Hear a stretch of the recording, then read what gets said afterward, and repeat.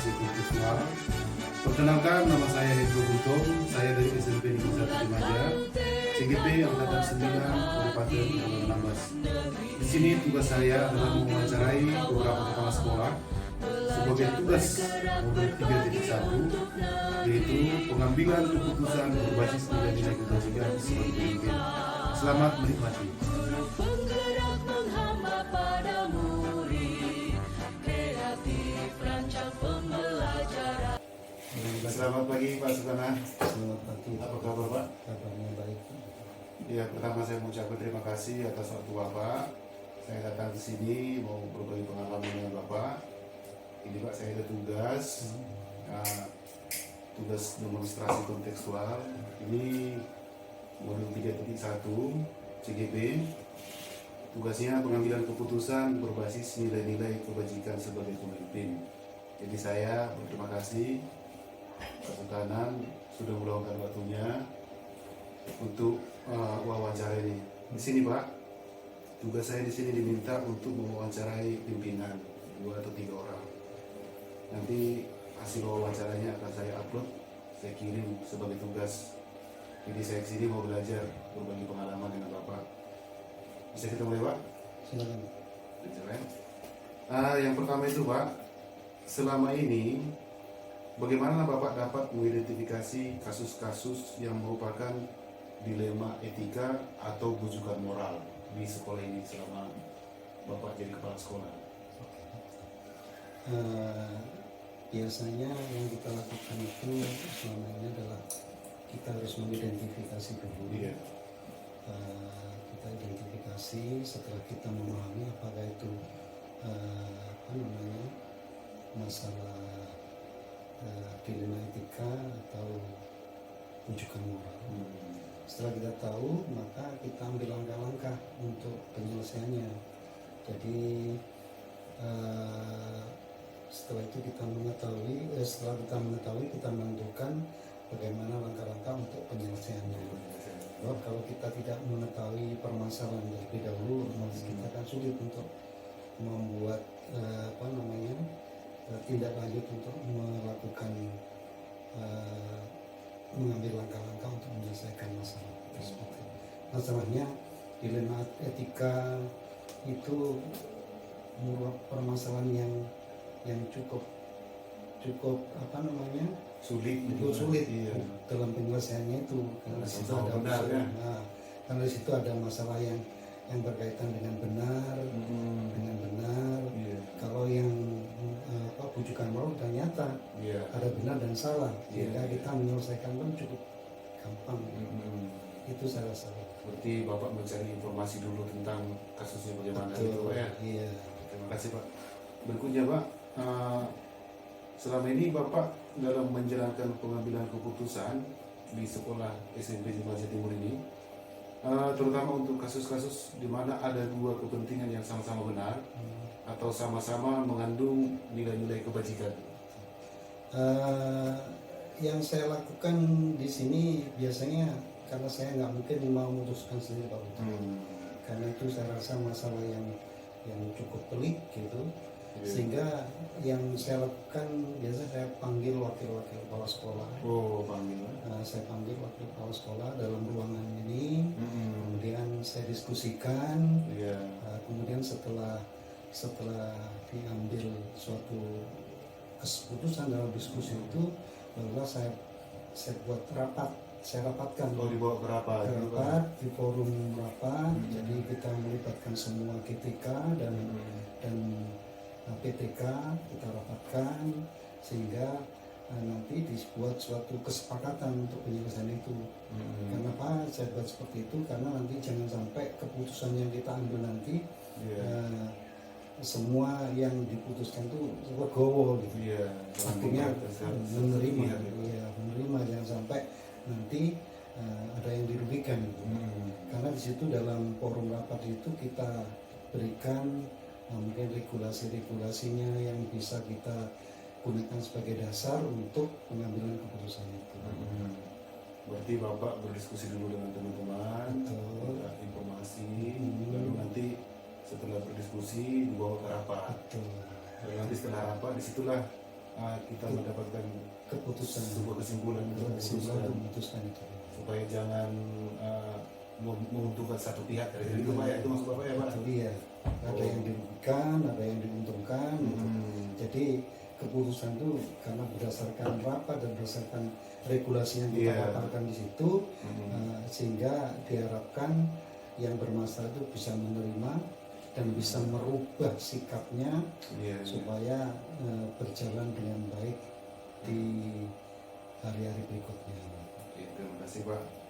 Berikutnya ini Pak, langkah-langkah atau prosedur seperti apa yang biasa Bapak lakukan dalam membuat sebuah keputusan selama ini?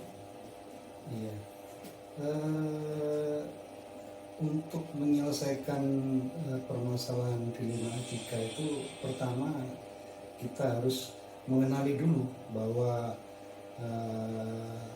apa masalahnya dan nilai-nilai yang saling bertentangan dalam situasi permasalahan itu. Yang kedua, kita menentukan siapa yang terlibat di dalam masalah itu. Kemudian yang berikutnya adalah setelah kita tahu permasalahannya, kita kumpulkan fakta-fakta apa yang mendukung terjadinya permasalahan itu. Kemudian yang selanjutnya, langkah saya selanjutnya adalah kita lihat, kita uji permasalahan itu benar, berkaitan benar dengan salah atau benar dengan benar. Setelah itu kita lakukan resolusinya, kita mengambil prinsip resolusinya bagaimana. Kemudian yang setelah kita lakukan itu, kita investigasi. Kita investigasi untuk mendapatkan bagaimana opsi penyelesaiannya. Selanjutnya kita buatlah semacam pengujian. Pengujian, setelah diuji, kita lanjutkan lagi, kita uji lagi untuk diuji kembali apakah yang kita lakukan itu betul atau mungkin perlu diperbaiki, sambil kita buat refleksinya. Refleksi. Kita buat refleksinya. Berarti langkah terakhir refleksi Pak. Berarti selama ini langkah-langkah yang Bapak lakukan itu, yang saya tangkap tadi itu, Bapak yang pertama mengidentifikasi dulu apa masalahnya. Masalahnya dulu berkaitan dengan nilai-nilai apa yang dilanggar. Iya. Lalu nanti berikutnya ada siapa saja yang terlibat dalam masalah itu. Lalu saya catat tadi Bapak mengumpulkan fakta-fakta atau keterangan-keterangan lah tentang masalah itu. Lalu Bapak menguji benar atau salah. Nanti di sini Bapak mengambil sebuah keputusan. Setelah itu langkah berikutnya ada resolusi tadi Bapak bilang, dan yang terakhir itu ada sebelum refleksi ada pengujian. Oke. Baik Pak, terima kasih Pak. Yang berikutnya nih Pak, hal-hal apa saja yang selama ini Bapak anggap efektif, yang efektif menurut Bapak dalam mengambil sebuah keputusan pada kasus-kasus dilema etika? Iya, saya merasa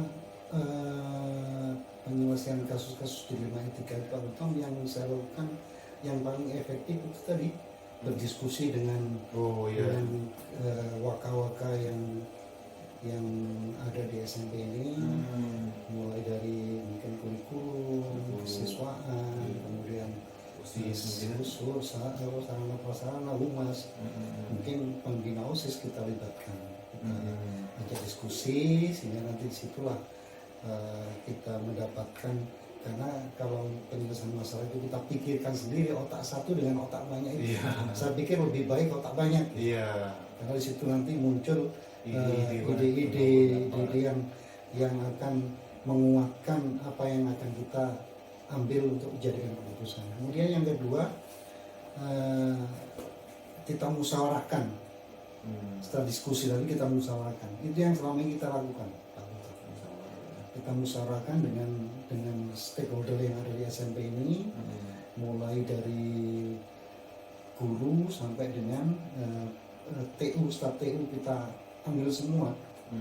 Kita mintai pendapatnya, kalau seperti ini bagaimana, nanti kita ambil dari pendapat orang-orang itu, kita ambil, kita buatlah suatu kesimpulan.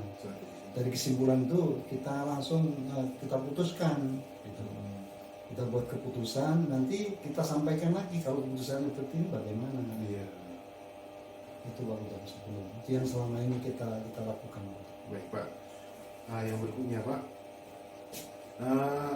selama ini ketika Bapak membuat sebuah keputusan yang merupakan sebuah tantangan, yang menurut Bapak lah ini tantangan dalam membuat sebuah keputusan dalam kasus dilema etika ini bagaimana kira-kira? Ya, yang menjadi tantangan selama ini kita adalah dalam hal memberikan pemahaman kepada beberapa personil di sini lah, karena guru atau itu yang bermasalah. Gitu. Kadang-kadang dia itu mempertimbangkan adanya kepentingan, kepentingan yang sifatnya adalah kepentingan pribadi yang tidak dapat ditinggalkan, yang dianggap penting. Sehingga mau tidak mau ya kita harus kita harus hati-hati menyelesaikan itu. Paling nggak kita harus pendekatan dari hati ke hati gitu. Karena masalahnya kita di samping ingin menyelesaikan masalah itu, kita pun harus melihat dari sisi kemanusiaannya. Kalau misalnya masalah itu memang ada kepentingan pribadi yang tidak dapat ditinggalkan, ya kita harus toleran gitu. Tidak harus begini. Karena kita harus menjaga keharmonisan dalam bekerja juga Pak. Kalau nanti situasi kita dalam bekerja tidak kondusif, otomatis berdampak pada pembelajaran pada anak-anak. Dia selama itu terlalu pada. Kemudian jika ada misalnya ada guru yang bermasalah masih menunjukkan hal-hal yang kurang bagus, artinya tidak ada perubahan gitu. Kita secara personal kita adakan kita dekati loh, kita sampaikan bahwa sambil kita tunjukkan regulasi yang ada, misalnya peraturan-peraturan yang harus ditepati kita sebagai pegawai itu seperti ini. Jadi kalau mereka sudah memahami itu enak, dan resikonya kalau kita tidak mengikuti peraturan yang ada, nanti akan kita bermasalah sendiri. Itu yang kita sampaikan. Akhirnya nanti ya yang bersangkutan akan memahami apa yang kita maksudkan seperti itu. Karena kalau kita paksakan nanti kendalanya orang itu bisa mungkin patah semangat, akhirnya dampak pada proses pembelajaran. Padahal harapan kita pembelajaran tetap baik, tetap berjalan dengan lancar gitu. Itu yang selama ini saya lakukan, yang selama ini kita temui hal-hal seperti itu Pak. Berarti itu yang merupakan tantangannya lah. Tantangannya ketika guru ini ada urusan lain yang memang perlu gitu Pak ya. Dilema etika jadinya Pak. Baik Pak, yang berikutnya Pak, selama Bapak jadi memimpin di sekolah ini, apakah Bapak memiliki sebuah misalnya jadwal tertentu dalam menyelesaikan permasalahan dilema etika, atau apakah Bapak langsung menyelesaikan di tempat, atau memang biasanya Bapak jadwalkan dulu gitu?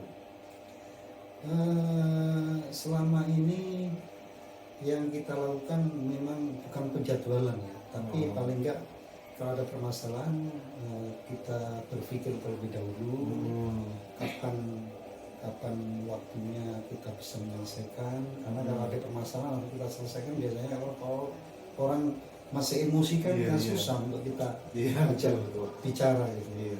Jadi secara penjadwalan kita tidak ada. Berarti tidak terjadwal. Cuman saya melihat moodnya orang itu. Gitu, lihat situasinya dulu. Kalau situasinya sudah enak, orang itu kita ajak bicara, barulah kita selesaikan. Masalahnya kadang-kadang kalau orang lagi emosi gitu kan, kita ajak menyelesaikan masalah-masalah itu kan biasanya kadang-kadang malah timbul emosi Pak. Jadi tidak ada waktu khusus atau jadwal khusus. Tidak ada jadwal khusus. Berarti selama ini yang Bapak lakukan itu tergantung situasi lah, Kita melihat situasinya dulu. supaya lebih enak, apa enak diajak berbicaranya. Disitulah Bapak diskusikan dengan yang bersangkutan itu Pak ya.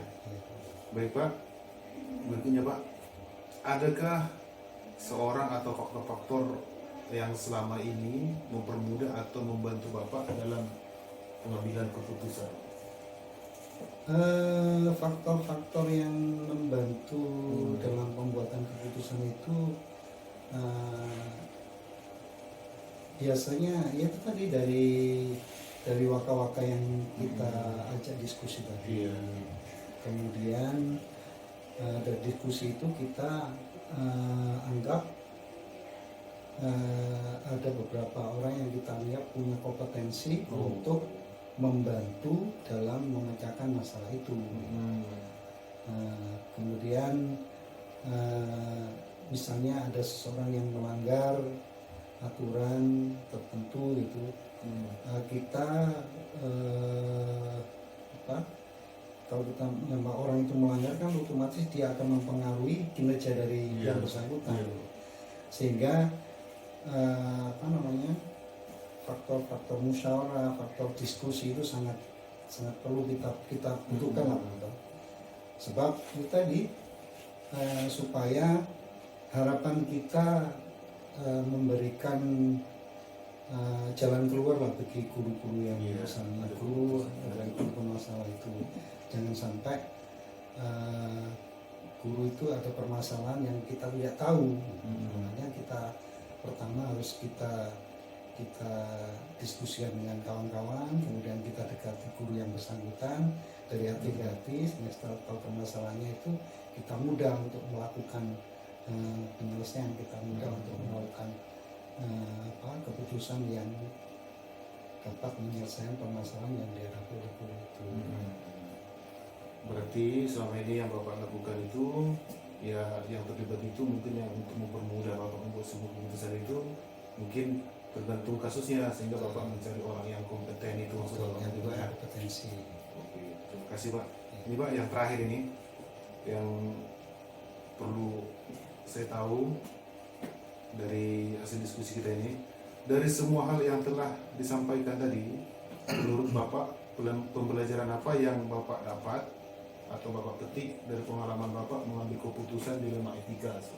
Iya, yang bisa kita petik sebenarnya banyak waktu. Di antaranya yaitu bahwa semua permasalahan itu dapat diselesaikan dengan saling memberikan dukungan, baik yang bermasalah ataupun kita sebagai pemegang keputusan. Sebab kalau kita berpihak pada ego kita sendiri, nanti dampaknya mungkin fatal bagi yang punya masalah itu. Kemudian kita memberikan dukungan pemahaman bahwa yang dilakukan itu semua akan ada konsekuensinya, konsekuensi terhadap pekerjaan kita, karena kita bekerja di pemerintahan, tentu ada aturan-aturan yang harus kita taati, yang harus kita laksanakan. Sehingga kalau sudah seperti itu, kita dapat mencari celah dengan pemahaman tersebut, maka permasalahan dilema etika itu tidak akan muncul ketika seseorang sudah sama-sama memahami, dan apa yang harus dilaksanakan, apa yang dilakukan mungkin sebagai guru, tanggung jawabnya sebagai guru itu apa. Makanya saya katakan banyak yang kita petik dalam mengatasi permasalahan dilema etika, karena kita harus lebih hati-hati. Jangan sampai kita di guru jadi patah semangat karena kita salah memutuskan. Betul Pak. Jadi terima kasih Pak. Saya hanya sampai di situ. Saya sangat berterima kasih atas waktu Pak Sugana. Saya sangat merasa sangat terbantu dengan pengalaman yang Bapak ceritakan tadi. Mudah-mudahan pembelajaran hari ini bisa bermanfaat bagi saya untuk menambah pengetahuan saya.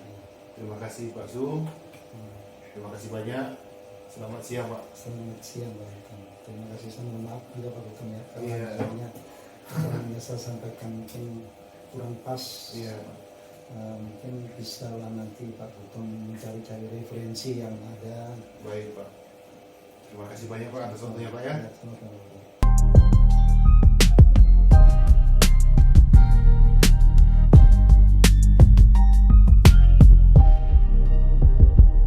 Baik, terima kasih. Selamat pagi Pak. Ya, bagi Pak. Apa kabar Pak? Alhamdulillah, sehat. Nah, di sini Bapak, saya mau wawancara Bapak, mau berbagi pengalaman. Bapak sebagai kepala sekolah tentu banyak pengalaman selama ini. Jadi ini Pak, merupakan tugas saya sebagai calon guru pembimbing guru 371.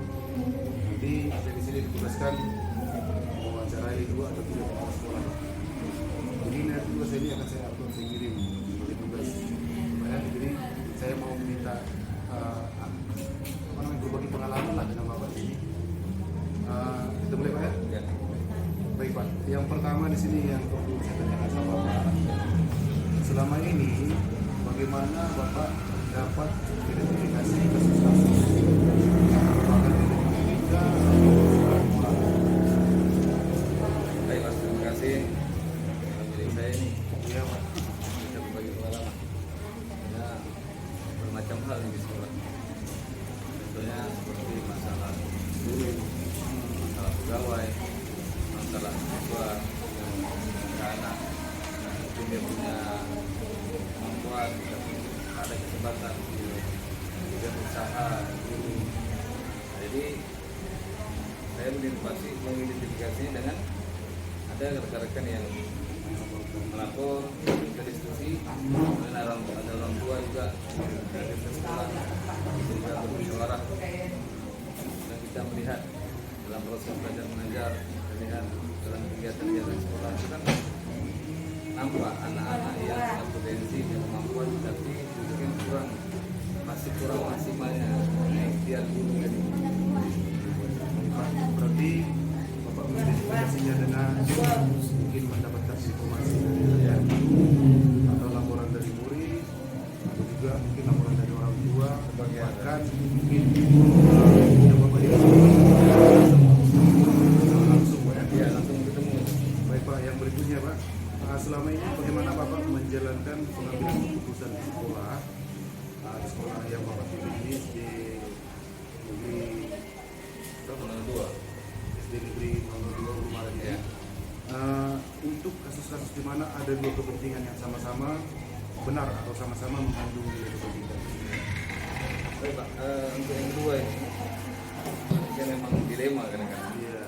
Kita sebagai pemimpin tidak berarti kita ini paling benar, Iya, bukan? betul. Nah, kita tidak paling tahu. Berarti kita harus melibatkan pihak-pihak terkait. Mau dibaca. Nah, contoh tadi ada satu pegawai yang dia bekerja di sini, Iya. kemudian satu sisi kita tidak punya anggaran, tapi kan kita ada rasa kemanusiaan nih, Iya, iya, iya. berhentikan, ya kan? Tapi kasihan, kita itulah cara kita membantu. Dan sisi kita punya aturan yang harus kita pegang. Iya. Tak bisa kita suka hati, itu ada aturan. Kemudian di anak, satu sisi anak ini dia punya kemampuan yang lebih, tapi kadang-kadang guru ini kan dia tidak kayak main guru ini kan manusia biasa juga, dia punya kelemahan juga. Tak kadang-kadang tak bisa untuk melihat ada hal yang harus yang berbeda dari anak.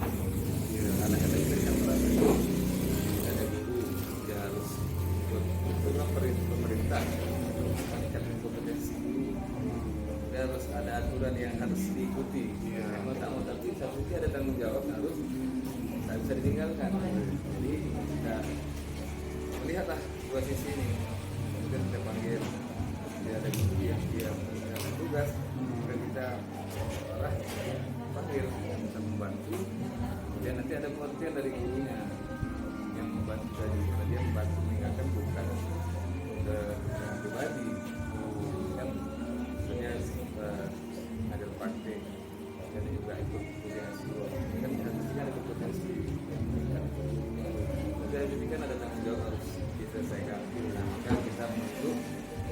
satu bahkan dua nih pendampingnya, satu orang bertanggung jawab dan ada yang mendampingi, bisa berbagi dan bergantian dan mengontrol anak. Berikan anak kelas satu betul bisa tinggal bapak Ya. kemudian sistem perhatian.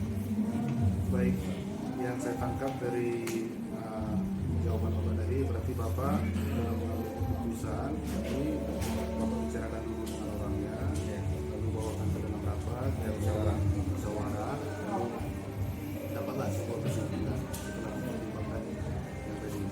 Baik Pak, yang berikutnya Pak, dalam mengambil keputusan bagaimana langkah-langkah atau prosedur seperti apa yang bisa Bapak lakukan langkah-langkahnya? Baik, Pak. Kita ini kan punya aturan. Ya. Kita merujuk pada aturan kan ada kebijakan. Contoh ada guru orang tua yang sakit. Ya.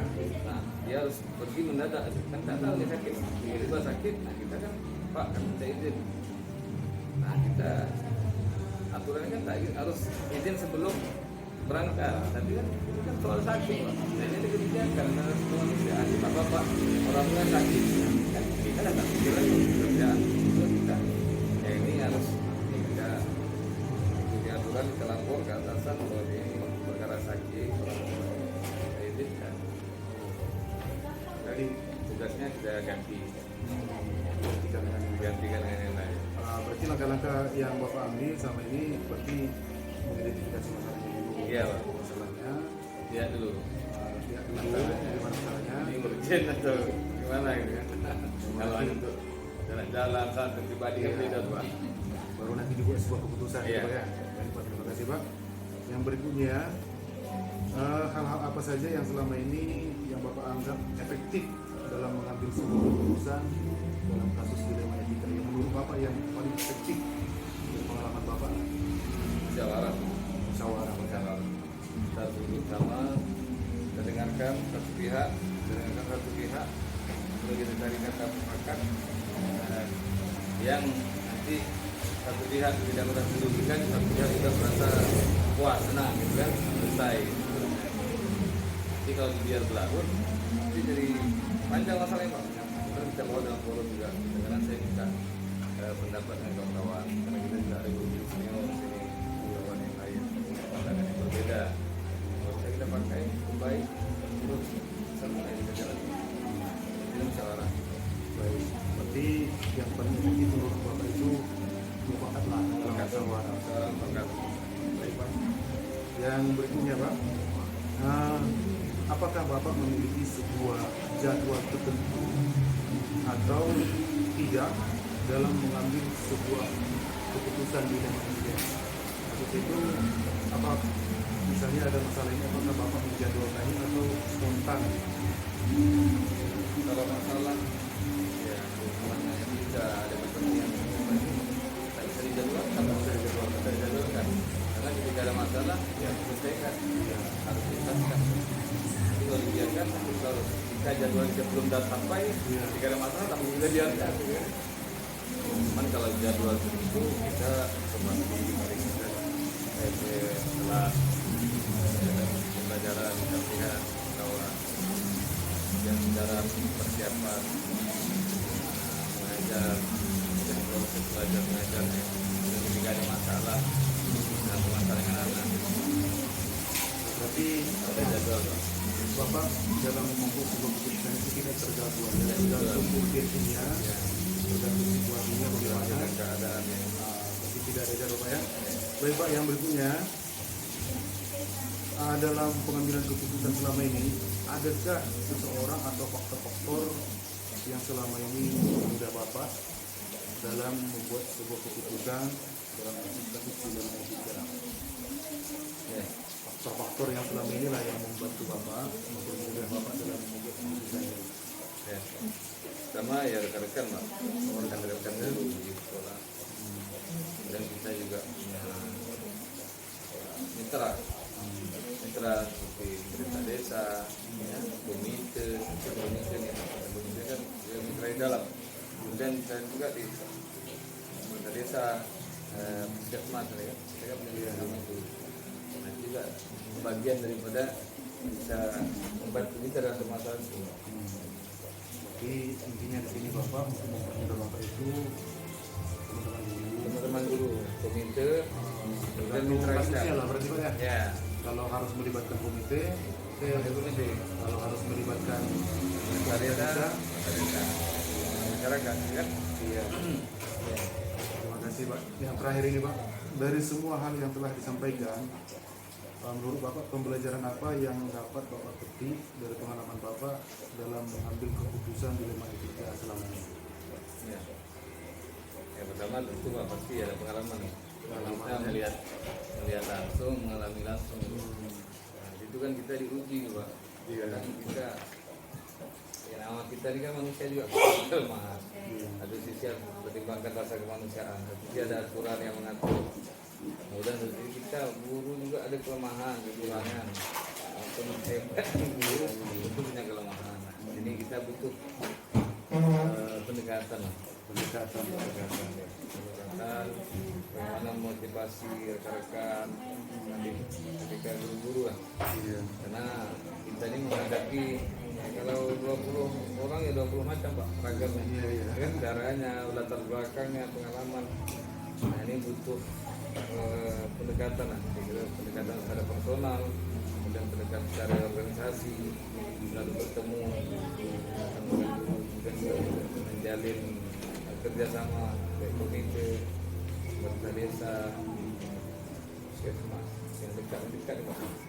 Mitra kita Hubungan sama Pak ya. ya di pengalaman itu Pak. Ya, kadang-kadang kita mengambil keputusan itu memang ini bab hati Pak. Iya, terima. Ini kadang-kadang bertentangan. Bertentangan ini namanya dilema kan. Gimana sih kita harus ada rasa kemanusiaan, harus ada aturan itu tadi ya. Harus kita ikuti. Tidak bisa melanggar itu ya. Tapi Mana itu duluan kan ini. cuman ada kebijakan yang skala prioritas. Nah, ini kan antara dua kepentingan, pasti ada yang ini sama-sama penting nih, Iya, iya. tapi ada yang lebih penting. Nah, yang penting harus didahulukan.